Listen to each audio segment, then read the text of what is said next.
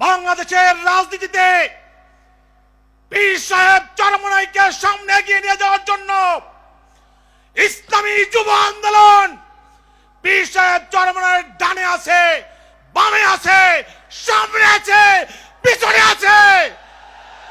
মোহতারাম আমিরকে আশ্বস্ত করতে চাই, বীর দলকে সামনে এগিয়ে যাবেন।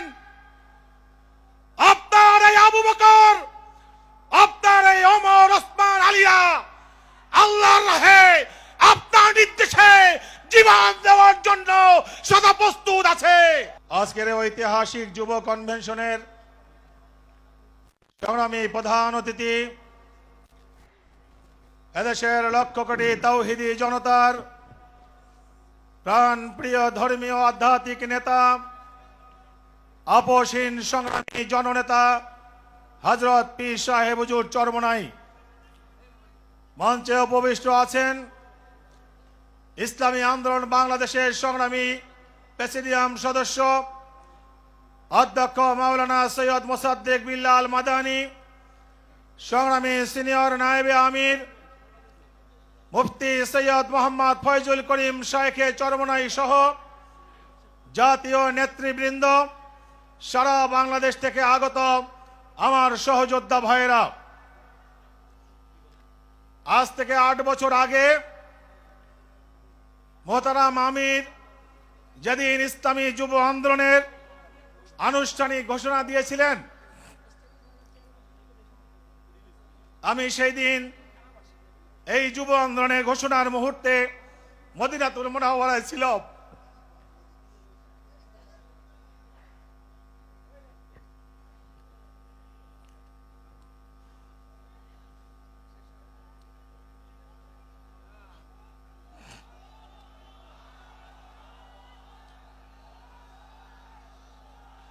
দীর্ঘ 8 বছর আগে যে আস্থা এবং বিশ্বাস রেখে মোহতারাম আমির আমাদেরকে যুব আন্দোলনের দায়িত্ব অর্পণ করেছিলেন, আমি আমার সহযোদ্ধা ভাইদেরকে সাথে নিয়ে চেষ্টা করেছি সেই দায়িত্ব যথাসাধ্য আঞ্জাম দেওয়ার। আজকে ইসলামী যুব আন্দোলন আমরা দৃঢ়ভাবে বলতে পারি বাংলাদেশের মধ্যে একটি অন্যতম বৃহৎ যুব সংগঠনে পরিণত হয়েছে। আজকের এই উপস্থিতি প্রমাণ করে বাংলাদেশের রাজনীতিতে পীর সাহেব চরমনাইকে সামনে এগিয়ে নিয়ে যাওয়ার জন্য ইসলামী যুব আন্দোলন পীর সাহেব চরমনাইয়ের ডানে আছে, বামে আছে, সামনে আছে, পিছনে আছে। মোহতারাম আমিরকে আশ্বস্ত করতে চাই, বীর দলকে সামনে এগিয়ে যাবেন। আপনার এই আবু বকর, আপনার এই ওমর, ওসমান, আলিয়া আল্লাহর রাহে আপনার নির্দেশে জীবন দেওয়ার জন্য সদা প্রস্তুত আছে। সংগ্রামী বন্ধুগণ,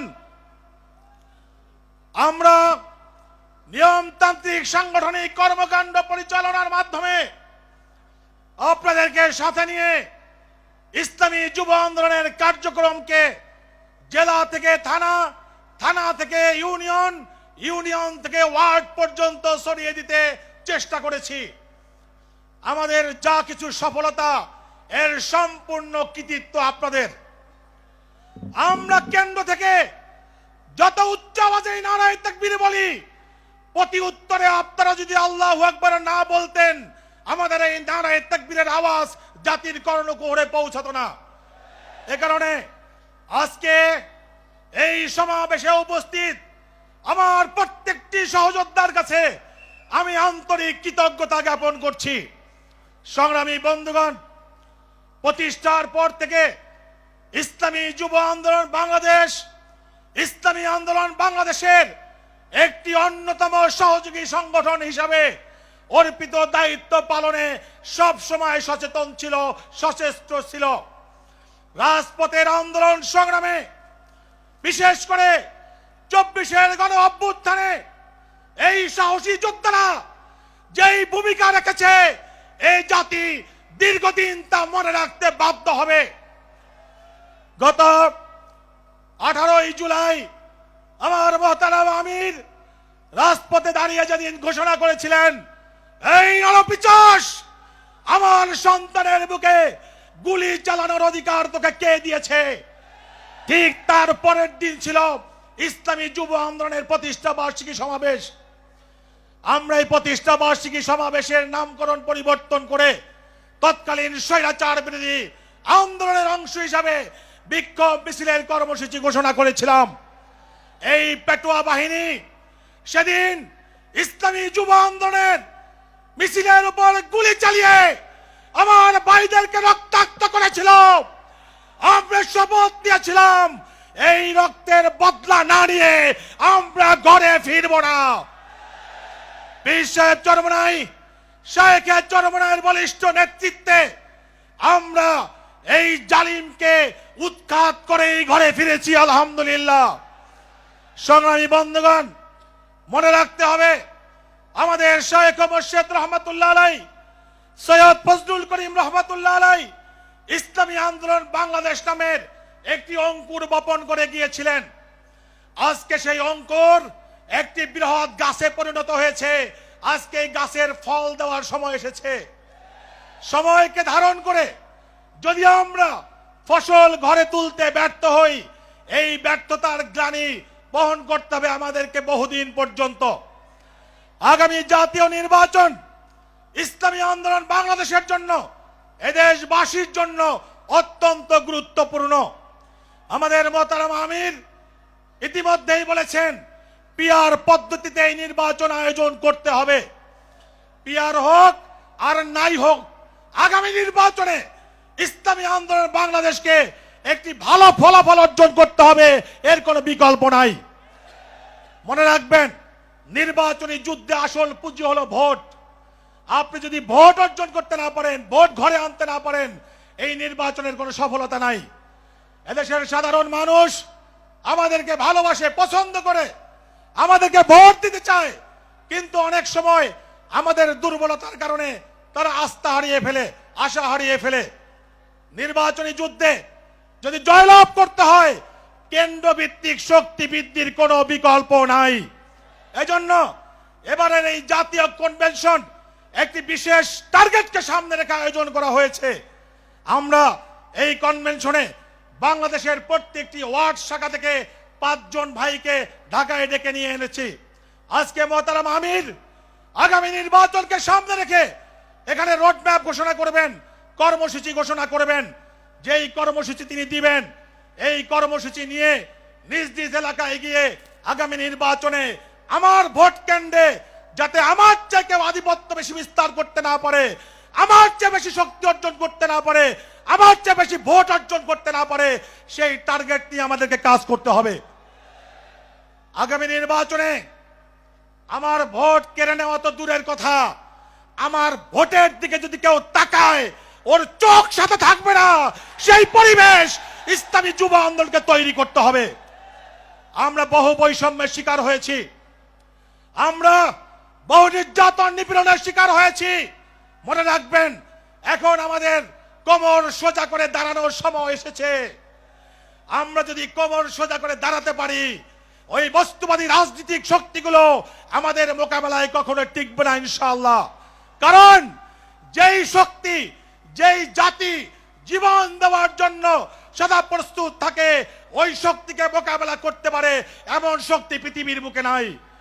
আর আমাদের দীপ্ত শপথ হলো, হয়তো শাহাদাত নয়তো ইসলামী হুকুমত, এর বাহিরে আমরা অন্য কোনো পথ চিনি না।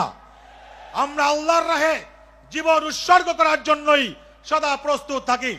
সুতরাং বন্ধুগণ, আজকের এই জাতীয় যুব কনভেনশন থেকে মোহতারাম আমির, মোহতারাম সিনিয়র নায়েবে আমির সহ নেতৃবৃন্দ নির্বাচন কেন্দ্রিক যে টার্গেট আমাদেরকে দিবেন, সেই টার্গেট নিয়ে প্রত্যেক ভাই এলাকায় গিয়ে আমরা সাংগঠনিক মজবুতি অর্জনের মাধ্যমে আগামী নির্বাচনে সকল রাজনৈতিক শক্তিগুলোকে চ্যালেঞ্জ ছুড়ে দেওয়ার জন্য একটা পরিবেশ সৃষ্টি করতে পারবো ইনশাআল্লাহ। আমরা পীর সাহেব চরমনাইকে আশ্বস্ত করতে চাই, আপনি সামনে এগিয়ে যান, আপনি কর্মসূচি দিন। ইসলামী যুব আন্দোলন আপনার কর্মসূচি বাস্তবায়নের জন্য সদা সর্বদা উন্মুখ হয়ে থাকে। 24-এর গণ অভ্যুত্থানে আপনি তার বাস্তব নমুনাও দেখেছেন। সংগ্রামী বন্ধুগণ, আজকের এই জাতীয় যুব কনভেনশন থেকে ইসলামী যুব আন্দোলন বাংলাদেশের প্রত্যেকটি সহযোদ্ধা ভাইদেরকে আহ্বান জানাতে চাই, মনে রাখবেন সংগঠনের কাজ আমরা ইমানি দায়িত্ব মনে করি। আমরা সংগঠনের জন্য প্রতিটি কদম ফেলি আল্লাহর সন্তুষ্টির জন্য। সুতরাং যে কাজ আল্লাহর সন্তুষ্টির জন্য হয় সেই কাজ থেকে নীরব থাকার কোনো সুযোগ নাই। এজন্য ইসলামী যুব আন্দোলন বাংলাদেশ আপনাদেরকে যখন যে দায়িত্ব অর্পণ করবে সেই দায়িত্ব পালনের জন্য আমরা সদা প্রস্তুত থাকবো ইনশাআল্লাহ। আগামী দিনের রাজপথের আন্দোলন সংগ্রামে আপনাদের সাথে আবারও দেখা হবে ইনশাআল্লাহ। আজকে এখানে এই কনভেনশনের মাধ্যমে নতুন কমিটি মোহতারাম আমির ঘোষণা করবেন।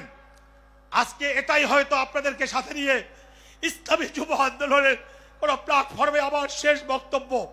সুতরাং এই শেষ মুহূর্তে আপনাদের কাছে শুধু একটাই অনুরোধ, দীর্ঘ 8 বছরের এই পথ চলায় যদি আমি কখনো আপনাদের সাথে আপনাদের অসন্তুষ্টির কারণ হয়ে থাকি, নিজ গুণে আপনারা আমাকে ক্ষমা করে দিবেন।